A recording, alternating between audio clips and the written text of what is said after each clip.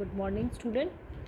Let me start with the exercise 2.2 from the chapter Relations and Function, chapter number 2. Now in the exercise 2.2, let's see the question number 1. A is equal to 1, 2, 3, 4 till 14. That means set A who is having 1 to 14. Now define a relation. जो relation हमें define किया from A to A. That means दोनों side क्या है, A है, हमारे पास sets है.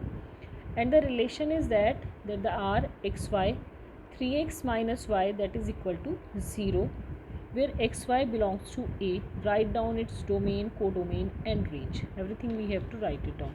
So let me start with the question number 1. तो मैंने सेट लिख दिया है, ये हमारा रिलेशन है. मैंने रिलेशन को प्रॉपरली फाइंड आउट किया तो y is equal to 3x. This is the relation. अब मैं इसको एरो डायग्राम से नहीं डायरेक्टली कर रही हूँ एंड लिसन इट केयरफुली कि हम डायरेक्टली कैसे करेंगे. x की वैल्यू हमने 1 पुट करी तो y की वैल्यू कितनी है 3x. तो 3 into 1 3. If x is 2 y will be 6. If x is 3 then the y will be 9. If x is 4 y is 12. अगर मैं x को 5 पुट कर रही हूँ तो इट विल बिकम 15, जो कि हमारे पास नहीं अवेलेबल है, तो हम इसके आगे कोई रिलेशन नहीं क्रिएट करेंगे. तो ये हमारे पास रिलेशन हो गया 1 3 2 6 3 9 4 and 12. I hope that all of you get clear this relation. तो हमने ये पेयरिंग बना लिया. अब आते हैं डोमेन. तो डोमेन क्या होता है, जो फर्स्ट एलिमेंट होता है दैट इज़ डोमेन. तो फर्स्ट एलिमेंट कौन कौन सा हो गया 1 2 3 4. तो ये हमारा डोमेन हो गया. रेंज क्या हो गया, जो सेकेंड एलिमेंट लाई कर रहा है इसमें, तो 3 6 9 and 12. This is the range. अब कोडोमेन क्या है, कोडोमेन हमने क्या बताया था, रिलेशन क्या था ए से ए के बीच में. तो कोडोमेन क्या हो गया, the set A is a codomain. I hope that all of you get clear this. Simple है, ईजी क्वेश्चन है, बिल्कुल भी डिफिकल्ट नहीं है. Let we come on the question number 3. Now in the third question में क्या दिया हुआ है, ए बी दो सेट्स दिए हुए हैं and define a relation R from A to B. A से बी के साथ दिया हुआ है. दैट मीन्स अगर ये ए के एलिमेंट होंगे तो यहाँ पे बी के एलिमेंट होंगे. ठीक है. रिलेशन क्या दिया हुआ है, the difference between x and y is odd number. Now we have to write down R in the roster form. अब इसी रिलेशन को हमें रोस्टर फॉर्म में लिखना है. एक्स एंड वाई का difference, that means x minus y should be an odd number. ये मैंने ए ले लिया, ये किसको बिलोंग करता है, एक्स को. दिस इज़ बी, ये वाई को बिलोंग करता है. अब मुझे वही एलिमेंट लेने हैं, एक्स और वाई की कॉम्बिनेशन वो बनाना है जिनका सब्ट्रैक्ट करने के बाद हमारे पास ऑड नंबर आता है. Let's see an example. 1 minus 4 that is equal to -3. तो ऑड नंबर है, नेगेटिव पॉजिटिव डजंट मैटर्स, कुछ नहीं बोला है, तो ऑड नंबर होना चाहिए. तो 1 4. फिर मैंने 1 का 6 के साथ बनाया तो 1 माइनस 6 दैट इज़ 5. फिर 1 को 9 के साथ करके देखा 8 आ रहा है, तो उसको हम इंक्लूड नहीं करेंगे. 1 माइनस 9 दैट इज़ 8, तो वी विल नॉट इंक्लूड. अब 2 का बनाया तो 2 भी इवन नंबर है, 4 और 6 इवन नंबर है. इवन में से इवन को सब्ट्रैक्ट करते हैं तो इवन नंबर आता है, but we required odd number. 2 minus 9 that is odd. 3 4 1 3 6 that is also odd. 3 9 तो इवन आ जाएगा, तो हम इसको नहीं लेंगे. 5 4 odd, 5 6 odd, but 5 minus 9 even, तो हम इसको नहीं लेंगे. सिंपल क्वेश्चन है, इजी है, कोई डिफ़िकल्टी नहीं होगी. चलिए let me come on the question number 5 now. Now in the question number 5, A is this set and R be the relation on A. That means हमारा ए से ए के साथ रिलेशन है. रिलेशन क्या दिया हुआ है, b is exactly divisible by a. That means पहला सेट a, दूसरा सेट b, तो जो b है वो a से डिवाइड हो जाना चाहिए. ठीक है.